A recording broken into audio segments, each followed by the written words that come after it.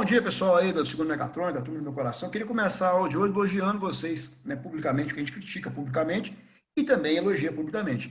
Hoje eu texto todo mundo já, porque teve um momento que eu tive uma folguinha agora na aula passada, tinha uma folguinha, aí eu ganhei, aproveitei o tempo para corrigir umas coisas, né? E aí, moçada, eu corrigi todos os deveres de todo mundo aí, que me entregou até 10 minutos atrás, corrigi todo mundo, né? Achei muito legal vocês fizeram o texto, foram muito corajosos, né, de fazer o texto antes da atividade, porque o texto tinha coisa que não viram na aula ainda. E a galera fez, a galera foi na raça e fez, acho bacana isso. Acho bem legal esse trecho de postura, muito bom isso aí. Acho bacana, parabéns mesmo, pessoal, aí, ter essa veia aí de ter coragem, fazer as coisas e correr atrás, não ficar esperando tudo mastigado. Andaram bem, parabéns, viu? Dito isso, trabalhar então, né? E aí, moçada, lembrando, semana que vem é dessa, temos o prazo de Morfeu, né? Teremos dormir no Nordeste, semana que vem, feriadão. E semana que vem teremos nossa prova, né? O meu amigo Gustavo Ribeiro, o que cai na prova, cara? Lágrimas, né? E o segundo reinado inteiro. Então, cai na prova lágrimas, né? A prova vai valer 12 pontinhos, né? Vai ser tipo uma somativa, mas bem light, tranquilo? Vamos trabalhar aí. E aí, meninos, aula passada eu falei para vocês... alguém lembra do assunto da aula passada aí? Alguém lembra? Que é o assunto da aula passada?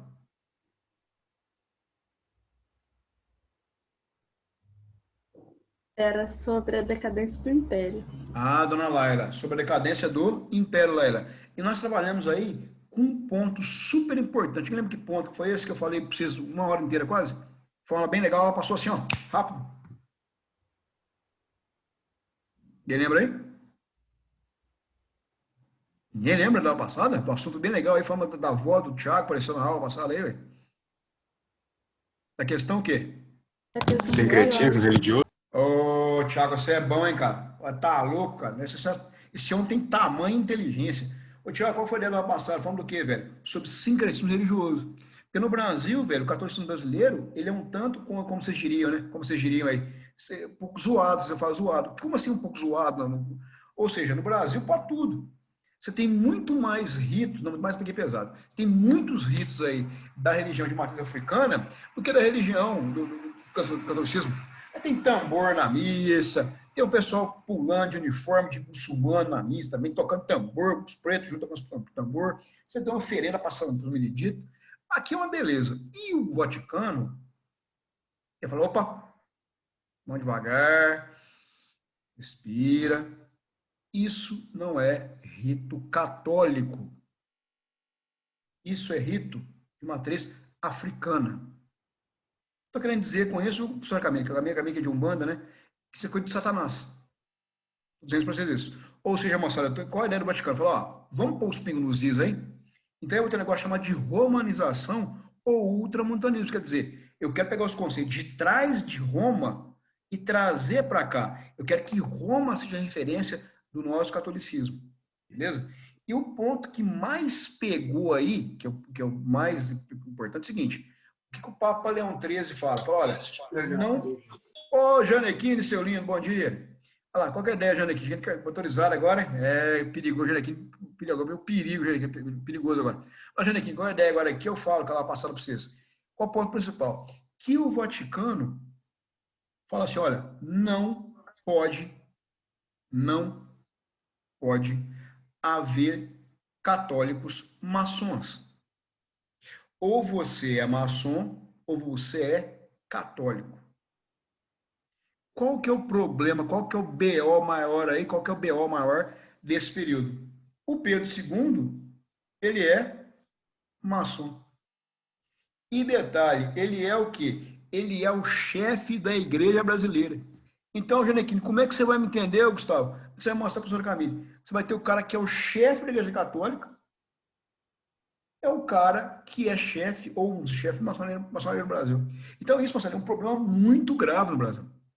Isso é um BO gigante no Brasil. Beleza? E aí tem que ser resolvido isso. Como é que eu resolvo isso? Ainda não resolvo. Eu vou resolver mandando o Pedro II embora do Brasil. Tá?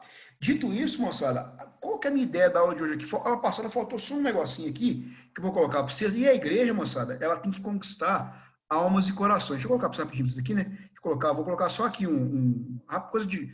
Fala rápido, rapidinho eu falo isso. Eu vou colocar aqui, continuando, né? Continuando da aula passada. O que eu vou colocar aqui, moçada? E a igreja, então, ela vai, olha lá, para manter, ó, manter seu poder, ela vai investir eu peguei vocês. O que a igreja vai investir para manter seu poder? Quem tem ideia aí? Eu vou manter o poder. Eu vou colocar aqui, vou colocar o nome chique do negócio, vou te explicar com. Não, não pode nome chique, não. Eu confundi vocês. Sabe o que a igreja faz? Ela vai fazer o seguinte: ela vai basicamente aqui, ó, investir no negócio chamado de escolas religiosas. Feitas por quem? Por congregações. Qual a ideia dos caras, então? Eu mando para o Brasil congregações para ensinar as pessoas o que é certo da doutrina católica, o que é certo da doutrina católica, o que pode fazer, o que deve fazer, como deve fazer. Então, isso aqui, meu amigo Jarequi, não é que lindo isso aqui, velho. Isso aqui eu chamo, cara, a ideia aqui é de conquistar as almas e os corações. Sacaram isso? Oh. E eu pergunto para vocês, onde que eu vou aprender isso aqui? A resposta, meus amigos, é muito simples. Eu aprendo isso aqui num lugar muito legal, que é o nome aqui em cima, que eu vou chamar de escolas. Oh! Estou falando aqui, moçada, mais ou menos aqui, 1870, 1880. Isso faz sentido para vocês? Como assim na escola? Não estou entendendo isso. Para quem?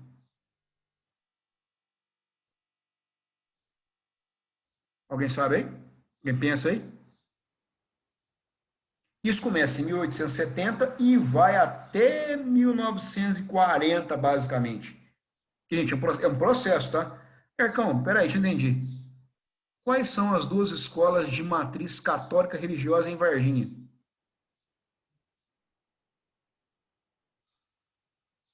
Ajuda aí, gente. Marista e Santos Anjos. Oi, ô Luan. Marista e Santos Anjos, né? Marista e Santos Anjos, velho. Os Santos Anjos para as meninas e o Marista para os meninos. É uma pergunta que essa Camila não sabe essa. O que difere escola de colégio? Alguém sabe? Ou era assim, né? Tá? Isso aí na década de 50 era assim. Escola é onde você vai, passa o dia e volta para casa. O Cefet é uma escola. O cara que dorme na escola é um colégio. A diferença é essa.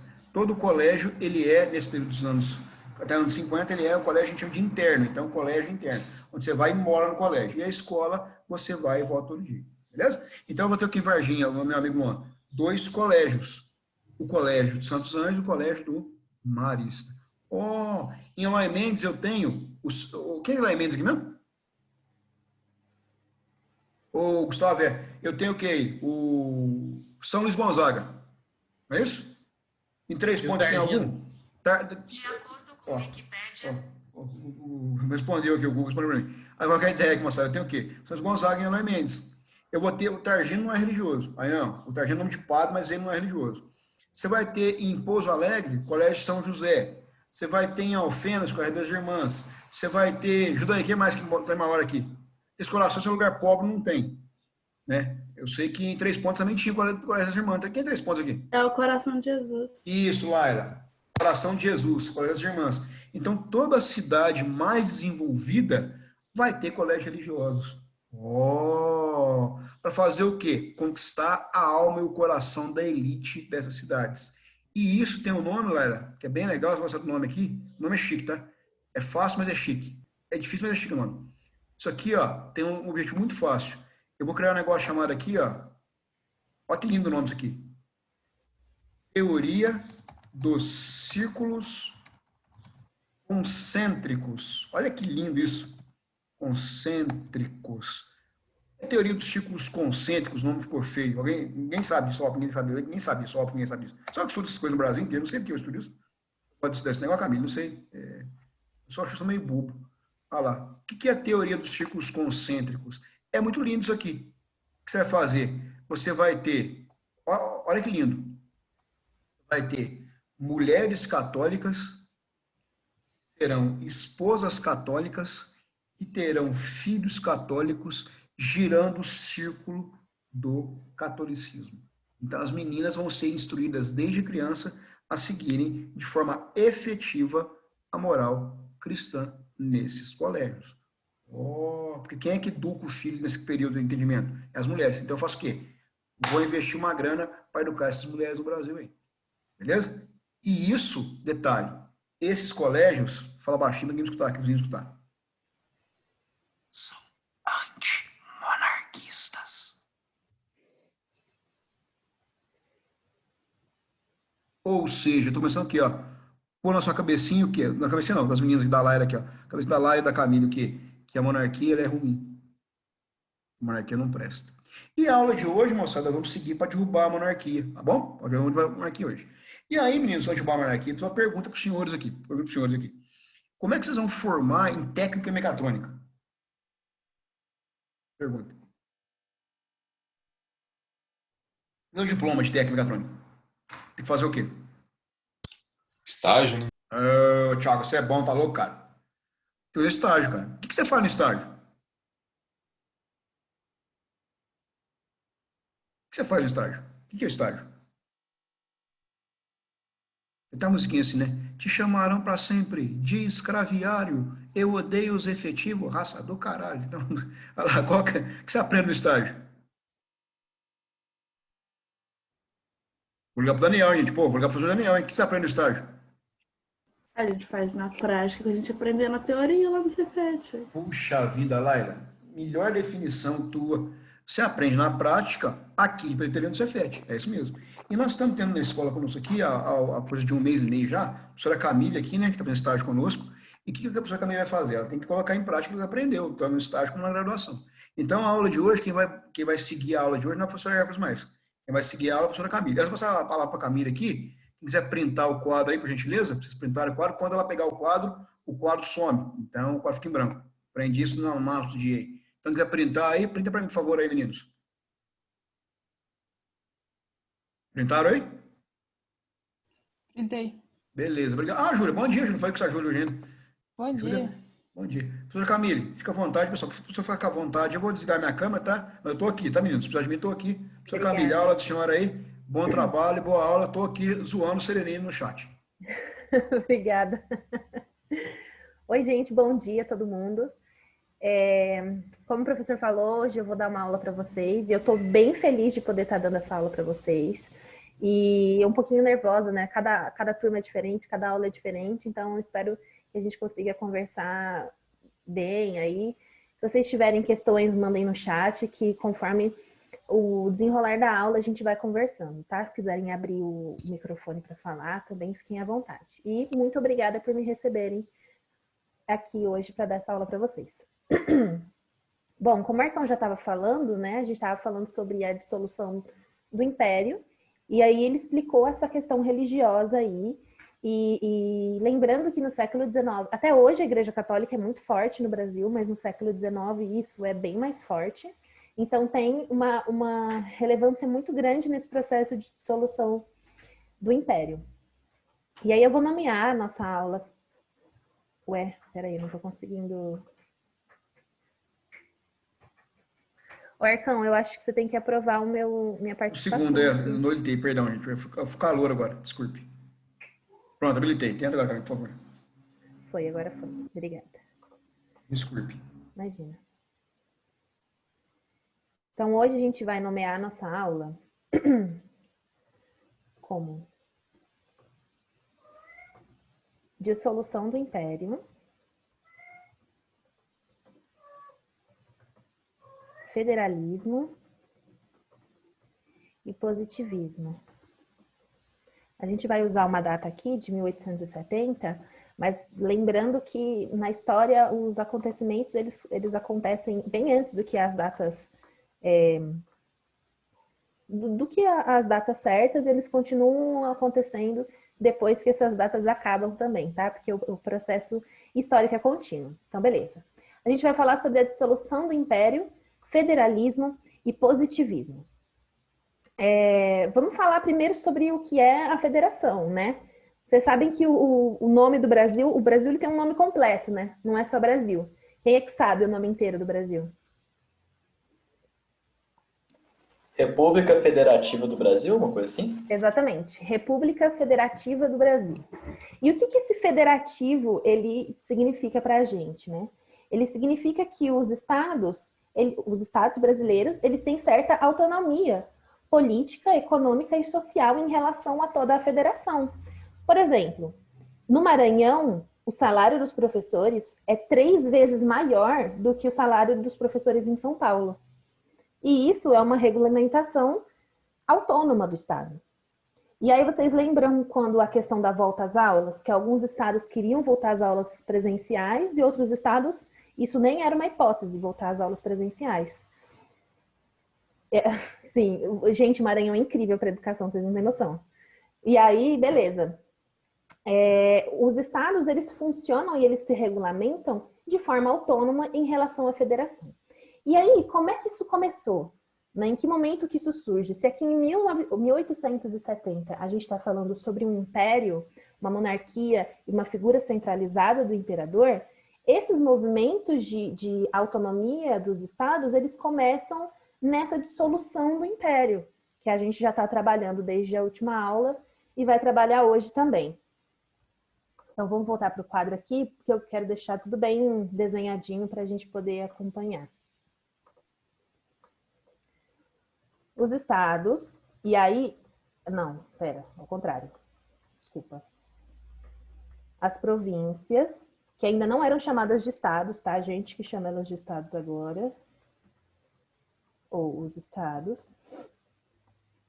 Queriam ter autonomia administrativa e política.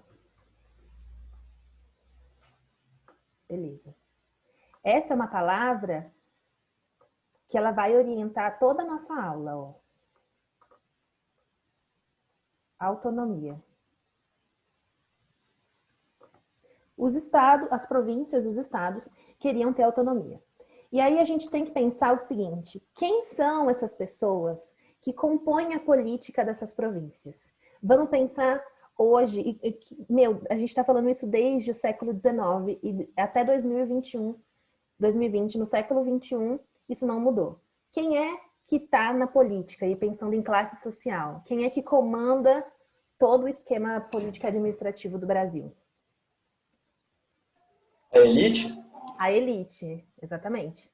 Muito bem, Gabriel. A elite, ela manda na gente desde que o Brasil existe. E aí isso não é diferente no século XIX. Só que, como a gente tem que lembrar, mesmo na monarquia ali do Pedro II, já existia uma certa descentralização do poder. Mas ele ainda estava, em maior parte, na mão do imperador e da figura monárquica, certo? Beleza. Quem são essas elites lá no século XIX? Deixa eu voltar para o quadro aqui. Então, essas províncias, não é as províncias por elas mesmas, tipo, é a província independente. Não, a gente está falando aqui de quem manda dessas províncias, que são as elites. Peraí, deixa eu arrumar aqui. Vou começar. Primeiro, os militares, o alto escalão militar, que até hoje tem uma influência política absurda no Brasil. E, em segundo lugar, a gente tem que pensar na economia. O que move a economia exportadora do Brasil no século XIX? Café. Exatamente. Os produtores de café compõem essa elite, compõem até hoje, inclusive, a elite brasileira. E, por fim, aqui, os intelectuais. Esses intelectuais são pessoas que transitam entre a Europa e o Brasil, são escritores, são jornalistas, pessoas que constroem a imagem do Brasil no exterior, inclusive. Então, essa elite é composta pelos militares, pelos produtores de café e pelos intelectuais. E aí, vamos pensar, vamos organizar a nossa aula, a primeira parte, baseada na economia do café. Deixa eu voltar aqui pro chat.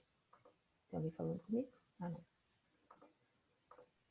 Vamos pensar a nossa política no século XIX, baseada na economia do café, na exportação de café, que movimenta muita grana no Brasil no século XIX. Beleza. Por que será que essas pessoas da elite, principalmente os produtores de café, eles querem essa autonomia do Estado? A gente não consegue pensar assim num motivo para isso sem pensar no aparelhamento do Estado. Vou voltar para o quadro. Tem uns comandos aqui, gente, uma loucura. Beleza. Aparelhamento do Estado.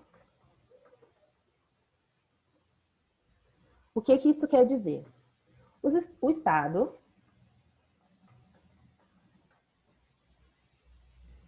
ele regula seus interesses de acordo com a sua elite, com o seu grupo da elite. E aqui a gente pensando no café é o seguinte: se o Brasil produz 20 milhões de sacos de café, vou voltar aqui para vocês. Se o Brasil produz 20 milhões de sacos de café e o mundo consome 30 milhões, o que acontece com o preço do café? Ele sobe. Ele sobe, porque a demanda é muito maior do que a oferta. E se for o contrário? Se o Brasil produzir 30 milhões de sacos de café e o mundo consumir 20 milhões de sacos de café? O preço cai. O preço despenca, é muito café a mais do que o consumo internacional. E aí, o interesse desses grupos da elite em movimentar, em regulamentar a política é o seguinte: o cara que é produtor de café, ele é esse cara que quer estar na política. Então, não são coisas separadas, entendeu? Vamos pensar hoje um senador que receba 100 mil reais de salário, só que o cara é o maior produtor exportador de carne do Brasil. Onde vocês acham que ele ganha mais? Sendo senador ou sendo exportador de carne?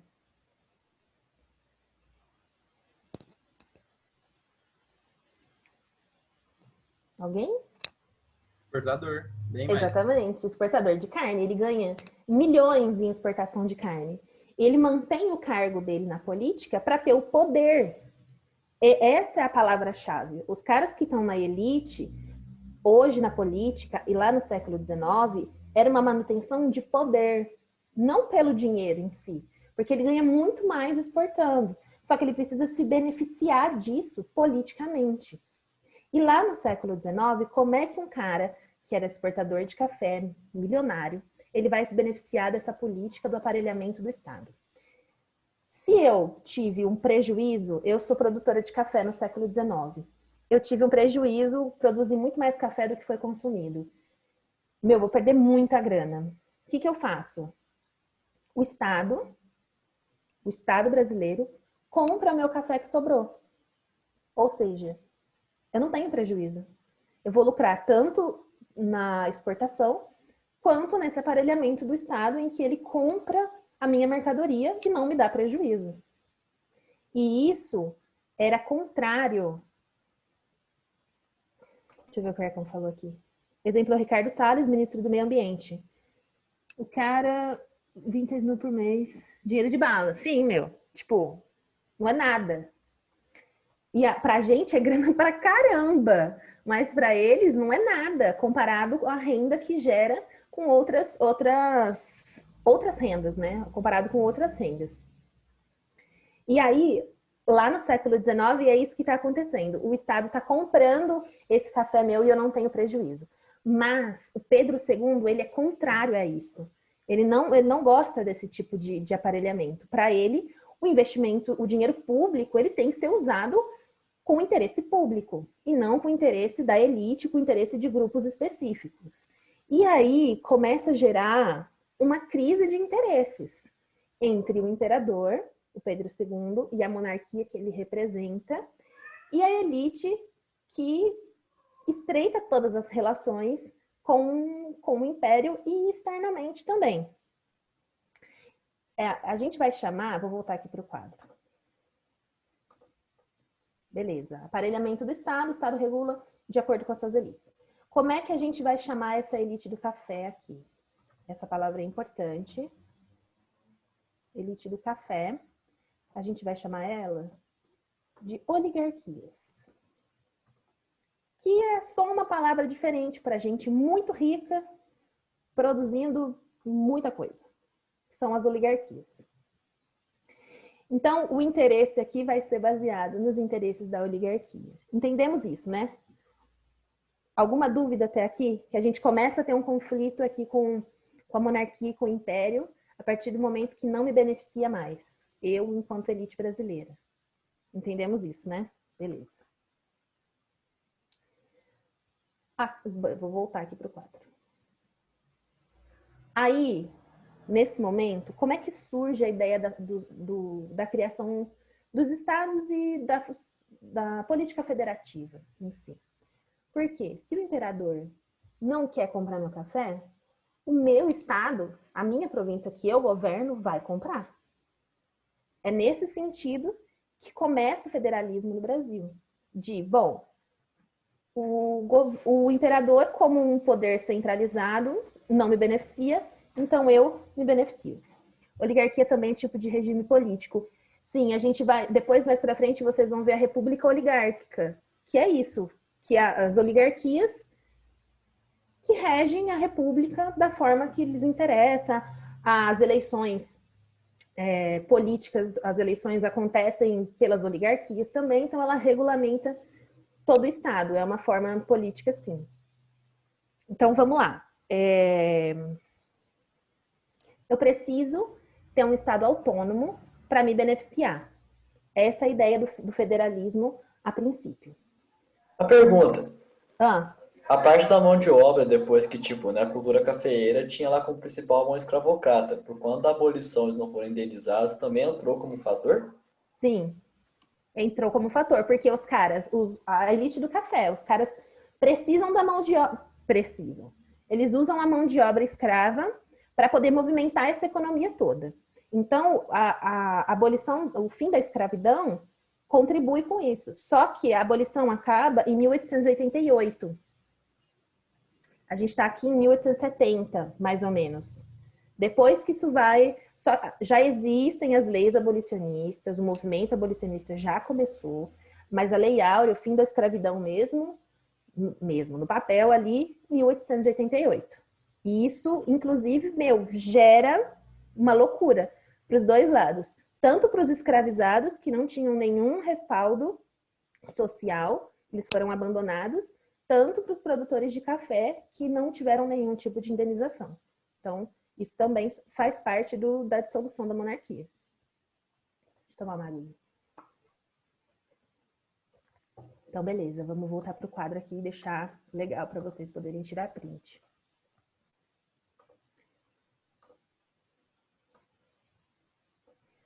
A ideia federalista é contrária ao poder da monarquia, certo? Porque ele divide o poder e o monarca ali, no caso Pedro II, é desfavorável a esse esquema, né, gente? Isso aqui é um esquema das elites em relação ao federalismo. E aí, o que os... não acredito, ficou feio. Tudo bem. O que os caras fazem aqui, então? Bom, gente, não tá dando Pedro II. O cara tá maluco, o cara tá atrasado, não tá dando para lidar os meus interesses e os interesses do Pedro II. Então, o que a gente vai fazer? Vamos construir uma imagem dele, péssima, de que ele é um cara atrasado, e a partir disso, a gente toma o poder. Porque o poder é o que interessa aqui nessa relação. E aí começa, então, essa construção do Pedro II, que é chato, mas não está de 100% errado, não. A gente coloca aqui o Pedro II, e não ele como a pessoa só do Pedro II, tá? Ele como a monarquia. Então, é o que ele representa. Ele representa a monarquia. Deixa eu botar aqui, deitar, ficar bom isso aqui. Tá. O que o Pedro II e a monarquia vão representar para essas pessoas que estão construindo a imagem? Primeiro, o Pedro, cara, e a monarquia são coisas arcaicas. O que é arcaico? Uma coisa velha, uma coisa que já passou de moda, uma coisa que não dá mais para ser porque ela é velha, realmente velha. Então, Pedro II é um cara velho, tem ideias arcaicas, essa coisa aí de enviado por Deus. Cara, meu, maluco, não tem nada a ver isso aí. Primeira coisa, que ele é arcaico. Segunda coisa, que ele é escravocrata. Escravocrata. Essa ideia aí de escravidão não tá com nada, mais ou menos, viu, galera? Porque a elite do café precisava da escravidão. Mas para fazer uma má imagem dele, eles falavam que era ruim isso aí. O cara é escravocrata, o Brasil é o último lugar a abolir a escravidão, já tá a América em todo o processo aí de luta contra a escravidão, e o Brasil ali na escravidão ainda, então esse é um cara que tá atrasado. Em terceiro lugar, pela imagem do Pedro II, ele é um cara senil. O que é isso? Doido, meu. O cara tá conversando com as plantas já passou, já tá fazendo hora extra aqui na Terra. Então ele é um cara senil, que já não tá legal. Essa é a imagem construída do Pedro II pela elite e por quem queria ter o poder.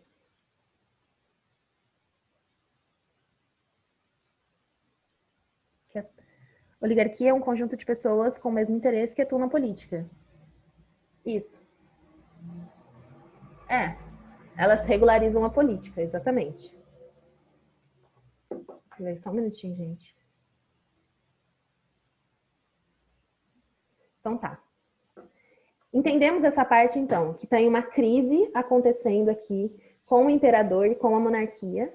E dessa crise, nós temos essas pessoas que compõem ela. A elite de um lado, a elite cafeicultora principalmente, e do outro lado, a monarquia que está aí se dissolvendo. Alguém tem alguma dúvida até aqui sobre esse momento aqui de bagunça, de crise que está rolando no Brasil no século XIX? Por mim deu para entender certinho.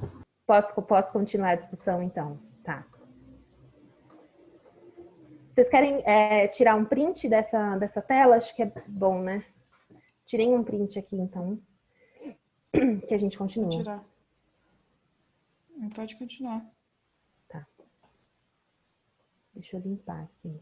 Ainda estou me habituando aos comandos. Beleza. Lembra que eu falei para vocês sobre os militares, né? Que os militares estavam participando aí dessa elite.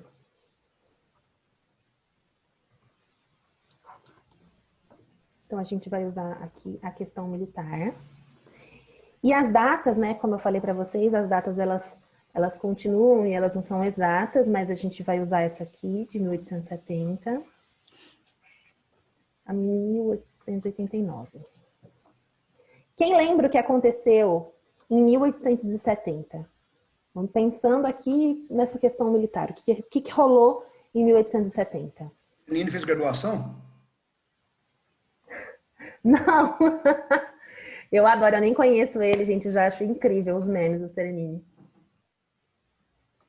Ah, foi depois da Guerra do Paraguai, né? Foi essa Exatamente. Época, o fim da Guerra do Paraguai. E aí, o que acontece aqui? Os caras vão para a Guerra do Paraguai, uma guerra que a gente não sabe muito bem para quê. Ganhamos ali 5 centímetros de terra. E os caras voltaram, os militares voltaram como os heróis da nação, os salvadores da pátria. Então, assim, antes o exército ele era composto por quê? Por pessoas desajustadas ali na sociedade, por os filhos bastardos, pelos escravos. Essa era a composição do exército. Então, eram pessoas com pouco prestígio social para a época, e lá no século XIX. E aí, agora, o exército é uma coisa muito legal. Eu salvei a minha pátria. Essa é a ideia que começa a ser construída. Os caras são heróis. E aí, com esse poder do exército, vem as grandes responsabilidades. E aí, o exército ele decide que quero entrar nesse negócio aí. Eu quero entrar nessa regulação. Então, a classe, né, a gente aí começa a separar esse exército como uma classe organizada. Então, aqui os militares começam a reivindicar melhores salários e pensões. Ou seja, a gente vai para a guerra, tô lá dando minha vida, quero salário bom e pensão para as pessoas que ficam aqui caso eu morra. Nada mais justo, tá certo. Eu aprovo essa ideia aí do exército que tá rolando nesse momento. Peraí. Ai, meu Deus, meu computador. Certo? Certo. E aí, os militares... Deixa eu voltar. Os militares, eles querem participação política. A gente sabe que não é legal que a força militar participe politicamente das relações nacionais e internacionais. Mas os caras queriam força militar. E eles tinham poder de coerção, que eles são o exército. E aí, nessa questão de desejar o poder político dentro do Brasil, um pouquinho depois, em 1887, 1887, vou voltar aqui para o quadro, a partir dessas reivindicações e do desejo de participar da política, surge o Clube Militar. O Clube Militar, gente, ela é uma organização das Forças Armadas, 1887, é uma organização das Forças Armadas exatamente politicamente, né? Uma organização política das Forças Armadas. E aí, dentro desse clube militar, e pensando a política brasileira, pensando que não dá mais para se manter nesse sistema arcaico de monarquia e centralizado, os militares eles começam a idealizar uma nova noção de Brasil, uma nova ideia e uma nova imagem de Brasil. E aí eles vão se basear no que a gente chama de positivismo. E aí eu vou passar um videozinho aqui para vocês, para a gente entender melhor o que é esse positivismo, tá? Deixa eu ver, vou colocar com som.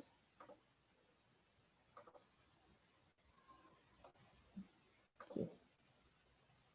Ixi, isso aqui não.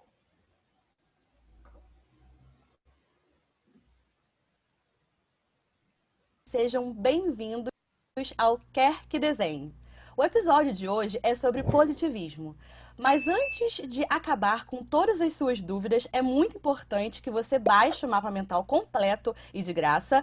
Assim você relembra o assunto e estuda quando e onde quiser. Também não esqueça de se inscrever no canal. Aproveite e corre na descrição para garantir aquele desconto maneiro para assinar o Descomplica e continuar estudando. Prontos? Vamos lá?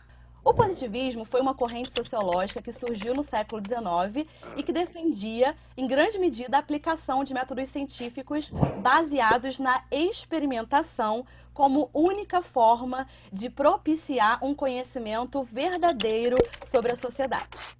E para a gente falar de positivismo, a gente não pode deixar de falar do filósofo francês Auguste Comte, que é simplesmente considerado nada mais nada menos que o pai do positivismo. Para contextualizar, é importante que você saiba que o positivismo foi criado em meio à Revolução Industrial e o Iluminismo. Logo, a sua principal fonte de defesa de argumentação era que o conhecimento produzido pela ciência era o melhor tipo de conhecimento para identificar problemas sociais, para compreender melhor a economia, a política e a sociedade em si, visto que esse era o intuito desse período, ou seja, compreender melhor a sociedade.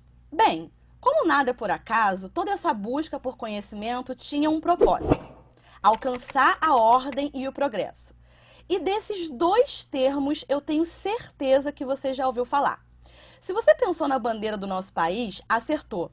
Esse conceito está presente na bandeira do Brasil, trazendo consigo a ideia de atingir a ordem e o progresso através da ciência.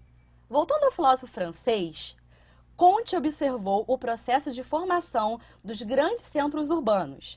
Dessa forma, pôde refletir sobre fenômenos sociais absolutamente novos que surgiram em razão das modificações ocorridas na sociedade europeia daquela época. De acordo com a teoria de Comte, o estudo da sociedade deve ser tão rigoroso quanto, por exemplo, o estudo empreendido pelas ciências naturais. Assim, a ciência da sociedade deve ser rigorosa, visando dar à sociologia o caráter de uma ciência universalmente válida, baseando-se sempre na experimentação, a fim de explicar corretamente os fenômenos sociais. Para isso, ele deixa de lado o conhecimento do senso comum e conhecimento religioso e vai se apoiar no conhecimento exclusivamente científico. Dessa forma, Comte defende que a história do pensamento humano se desenvolve do que chamamos de lei dos três estados. A primeira fase é a teológica. No estado teológico, o espírito humano ainda está muito mais voltado para crenças do que propriamente para o uso da ciência como forma de construção do conhecimento. É um ponto de partida ainda. Assim, a fase teológica está relacionada a uma tentativa de explicação do mundo a partir da imaginação, apelando comumente para deuses e entes sobrenaturais para explicar a realidade. Já a segunda fase é a metafísica, exemplificada pelo período histórico do Renascimento. Ela está relacionada com uma explicação da realidade não em termos imaginativos, como na fase teológica, mas em termos naturais. No lugar da imaginação, surge a argumentação metafísica que questiona as explicações que se baseiam em entes sobrenaturais, chegando aí numa fase de transição do indivíduo. E por último, não menos importante, a fase positiva. Ela é marcada pela observação como forma de entendimento da realidade, o que ocorre através da experimentação própria do método científico, alcançando a maturidade racional do homem. Bom, galera, por hoje é só. Espero que vocês tenham curtido.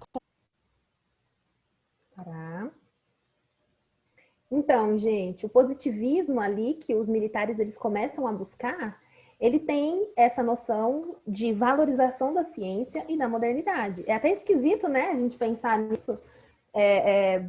Sei lá, hoje a força militar é um pouco mais cristã, um negócio meio diferente. Mas beleza. Então aqui, escrevi errado, clube. Gente, é clube, tá? Não é clube, não. Então aqui eles se baseiam nas ideias positivistas, positivistas, que basicamente vai pensar a valorização da ciência e modernidade. Deixa eu mudar a cor. Obrigada, Ercão, por arrumar um clube. Valorização da ciência e da modernidade. E aí a gente pensa, o que a monarquia tem a ver com ciência e modernidade, gente? Absolutamente nada. E nesse clube militar aqui, desse clube vão sair dois grandes nomes importantes, que a gente vai pensar neles agora. E vocês, acredito que vocês já tenham ouvido falar deles. O primeiro é Deodoro da Fonseca. Vou botar ele mais para cima aqui para caber. E o segundo,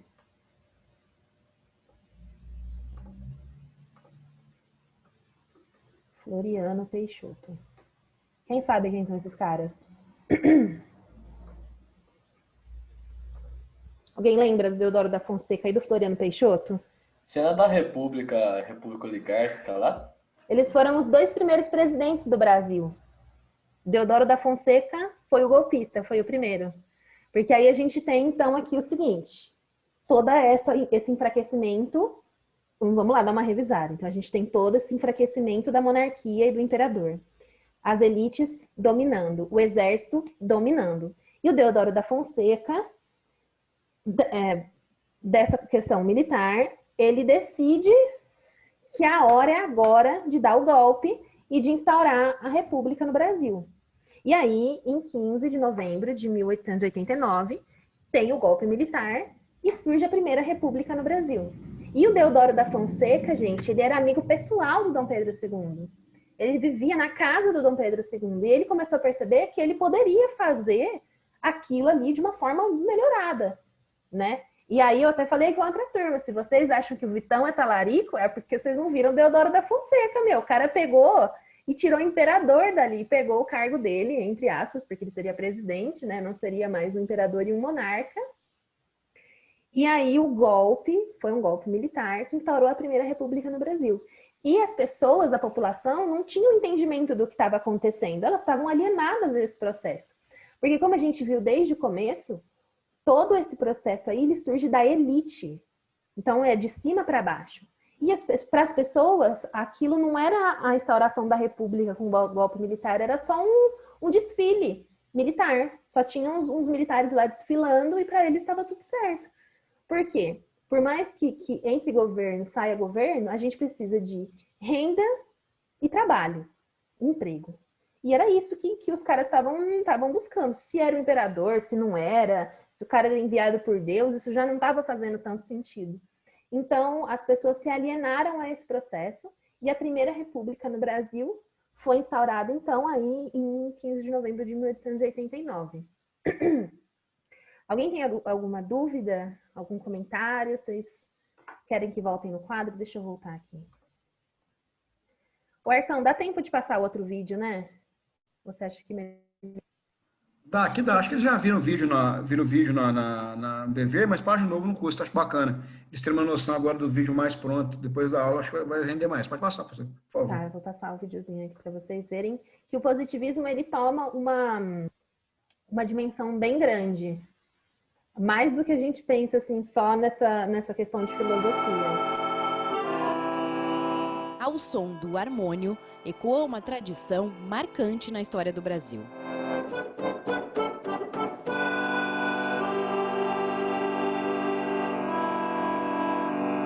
Estamos no Templo Positivista, o único em funcionamento no mundo e também o único construído conforme o modelo arquitetônico de Auguste Comte. No altar, a imagem de uma mãe, a humanidade. Nas laterais, bustos com grandes nomes da filosofia às artes. O positivismo propõe a existência, a interpretação da ciência e o conhecimento, valores completamente humanos. O lugar foi inaugurado há quase 90 anos e tombado pelo Patrimônio Estadual em 2010. O guardião, Erlon, foi quem nos recebeu. A ligação com a doutrina começou ainda pequeno, quando o pai o trazia ao templo. Em 2013, o último responsável adoeceu e mais tarde faleceu ou se transformou, como diz a doutrina, deixando um pedido para que Erlon seguisse no posto. Eu comecei como auxiliar do mestre Capelli, Afrânio Pedro Capelli, que sempre temos que lembrar esses grandes homens que ficaram praticamente sozinhos e muito mal compreendidos, muito mal assessorados, sozinhos à frente da instituição por muitos anos, mas sempre mantendo o ideal de mantê-la aberta, não cedendo à especulação imobiliária, não cedendo a interesses de grupos partidários, de grupos de interesses de bairro. Na fachada, palavras conhecidas. O positivismo tem influência marcante na proclamação da República, ou a República que não foi. Assim, Aristides Lobo, ministro do governo provisório de Deodoro da Fonseca, mostrou seu descontentamento com o fato. Segundo ele, o povo, que pelo ideário republicano deveria ter sido o protagonista dos acontecimentos, assistira a tudo bestializado, sem compreender o que se passava, julgando ver, talvez, uma parada militar. Para entender, é preciso relembrar. No final do século XIX, o Brasil era a única monarquia na América. As instituições atrasadas e fraudulentas. A proclamação foi um golpe militar que pouco ou nada mudou no modo de controle social, segundo os historiadores. Mas, para entender a relação com o positivismo, é preciso considerar que os ideais kantianos iam ao encontro dos anseios de militares e membros da classe média republicanos. Defendiam a ordem como caminho para o progresso. Muitas medidas governamentais no início da República tiveram base positivista, como a separação oficial entre Igreja e Estado na Constituição de 1891. Talvez o maior avanço que Augusto Comte trouxe para o pensamento humano, para o novo paradigma da religiosidade seja esse. Uma religião não teológica. Dissociar a palavra religião da palavra teologismo. Nós podemos ser muito religiosos nos religando ao próximo, sem necessariamente ter que nos religarmos a um Deus ou a alguma força fantasmagórica, sobrenatural. Isso aí fica no íntimo de cada um, na crença individual de cada um. A doutrina também está expressa em um dos principais símbolos do país, que é uma mescla de referências. O verde simboliza a Casa de Bragança, da qual fazia parte Dom Pedro I. O losango amarelo, uma homenagem à Casa de Habsburgo, de Dona Maria Leopoldina. O círculo azul representa o céu da manhã de 15 de novembro de 1889. Sobre ele, duas expressões positivistas do lema: o amor por princípio e a ordem por base, o progresso por meta. Muita gente se pergunta por que a palavra amor não foi incluída. Recentemente, o tema voltou a ser discutido quando o designer Hans Donner propôs adicionar a expressão. Ao invés de colocá-lo na bandeira, talvez a gente deva realmente fazer uma reflexão de onde nós podemos colocar o amor na nossa vida, nas nossas práticas políticas, não é? Porque quem ama não se corrompe, quem ama não deixa as crianças sem merenda, em função da corrupção, não é? Quem ama não entrega um patrimônio nacional de mão beijada para as oligarquias estrangeiras. O amor nunca foi tirado da bandeira, ele estava subentendido da bandeira, seja como parte integrante da ordem, ou seja na dupla face de Teixeira Mendes, como o altruísmo, que é um amor sem a necessidade de receber nada em troca. Então, gente, esse era o ideal positivista e que, vocês viram, né, se tornou um culto a todo esse ideal de amor e tal. Eu vou voltar no quadro para vocês, se vocês quiserem tirar print.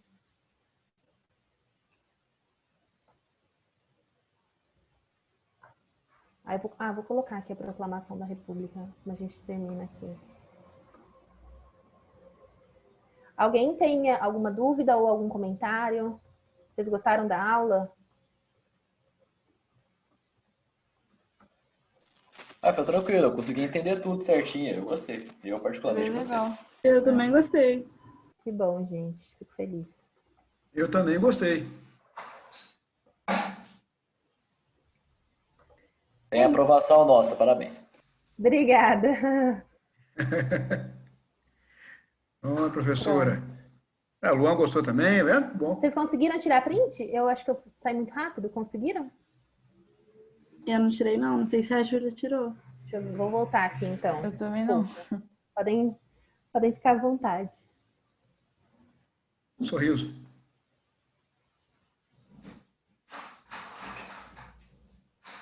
Pronto? Não, esperando. Pronto. Então, obrigada, gente, por me receberem. Obrigada por essa aula. Fiquei bem feliz de poder fazer isso com vocês. Obrigada, Arcão. Professor, por que isso? Eu agradeço, professor. Pessoal, a professora Camille veio conosco aqui, trabalhar conosco esses meses, é bem importante, né? Tanto para ela como para mim. Eu sempre falo o seguinte: o estagiário soma muito na minha aula, porque o estagiário te dá um feedback das questões que você trabalha em sala de aula também, a gente discute alguns pontos depois da aula, algumas coisas que eu posso melhorar também, então é sempre bom ter alguém na nossa aula. Eu gosto muito, né? Acho importante, ajuda na formação de vocês, na minha formação e na formação da Camille. Acho que sempre esse aprendizado nosso como professor, ele é constante. Né, Camille? Muito boa a sua aula, obrigado mesmo pela participação aí, mandou super bem de novo, né, para variar. Daqui um dia eu falo, moçada, vou tomar um café ali, a Camille dá aula para vocês, vou tchau, gente, vou tomar um café. E aí suma aqui, a Camille dá aula para vocês. Então, gente, e aí, para encerrar o assunto aqui, vamos lembrar, o que vai acontecer, então, na próxima aula aí? Nós vamos ter o Pedro II foi convidado a deixar o país. E vocês lembram que ele levou do Brasil? Com spoiler da minha aula aí. Um balde de terra, meu amigo Gabriel. Por que ele quis balde de terra? Para lembrar a terra que ele mais amou, que foi aqui. Então, meninos, ó, paramos, já deu tempo, passamos muito hoje, já deu tempo. Camille, muito obrigado. Já a gente conversa um pouquinho. Muito bom tempo, meninos, muito bom trabalho vocês aí. Semana que vem vão descansar e outra semana, provinha de história, vai cair na prova de história. Lágrimas e a matéria do Império. Beleza? Então, meninos, ó. Tchau, gente. Obrigada. Beijo do ex-gordo. Os vejo na Bate semana que vem no Bate Horário. Arcão. Tchau, Camille.